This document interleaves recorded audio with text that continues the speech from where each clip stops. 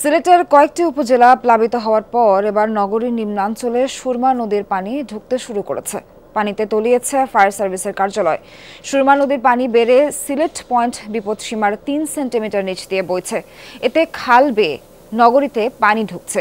গোয়াইনঘাট ও জৈন্তাপুর উপজেলায় সব নদীর পানি কমে বিপদসীমার নিচ দিয়ে প্রবাহিত হচ্ছে। তবে এখনও আশ্রয় কেন্দ্র ছেড়ে যায়নি প্লাবিত এলাকার বাসিন্দারা। গরম গরম রুটি, সাথে সুজির হালুয়া, দুর্দান্ত জুটি। তবে জুটি জমাতে চাই তীর আটা ময়দার সুজি, কারণ তীর ছাড়া আমার চলেই না। অন্যদিকে জকিগঞ্জে কুশিয়ারা ও কানাইঘাটে সুরমার পানি এখনও বিপদসীমার ওপর দিয়ে বইছে। কোম্পানিগঞ্জেও বেড়েছে ধলাই নদীর পানি। আকস্মিক প্লাবনে চরম দুর্ভোগ পোহাতে হচ্ছে বিভিন্ন এলাকার বাসিন্দাদের।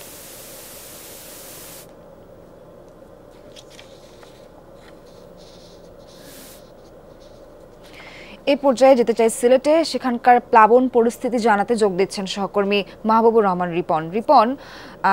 আজকের পরিস্থিতি কি আগের থেকে একটু উন্নতি হয়েছে কিনা এবং প্লাবনে ক্ষয়ক্ষতি সহ আপনার কাছে সবশেষ কি তথ্য আছে? আদৌ কর্তৃপক্ষ কোনো ব্যবস্থা নিয়েছে কিনা সেটাও জানাবেন।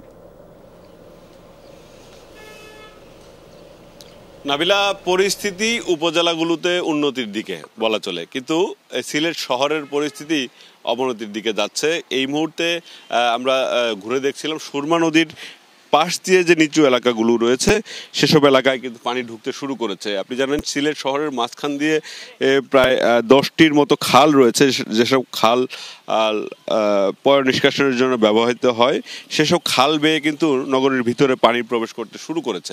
তো এই মুহূর্তে বৃষ্টিপাত নেই, যদিও কানাইঘাটের এদিকে সুরমার পানি কমতে শুরু করেছে এবং সেই পানিটি যত দ্রুত কমবে এইদিকে তত দ্রুত বাড়বে, এরকমই পানি উন্নয়ন বোর্ডের কর্মকর্তারা বলছিলেন।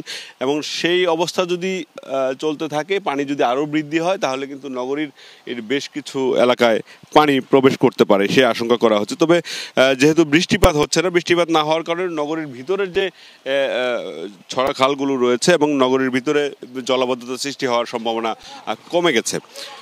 বৃষ্টিপাত হলে সেই অবস্থার অবনতি হতে পারে। অন্যদিকে উপজেলাগুলোতে যেখানে লোকজন আশ্রয়কেন্দ্রে উঠেছিল সেখান থেকে কিছু কিছু মানুষজন বাড়িঘরে ফিরে যাচ্ছে, কিন্তু বেশিরভাগ মানুষ এখন আশ্রয়কেন্দ্রে রয়েছে। সেখানে খাবারের ব্যবস্থা, শুকনো খাবারের ব্যবস্থা প্রশাসনের পক্ষ থেকে করা হচ্ছে। গতকাল বিকেল থেকেই সেই প্রক্রিয়াটা দেখছিলাম আমরা, এবং আজও প্রশাসনের পক্ষ থেকে যে সকল আশ্রয়কেন্দ্র রয়েছে সে সকল জায়গায় খাবার বিতরণ করা হয়েছে এবং যারা বাড়ি ফিরে যাচ্ছে তাদেরকেও শুকনো খাবার দিয়ে দেওয়া হচ্ছে।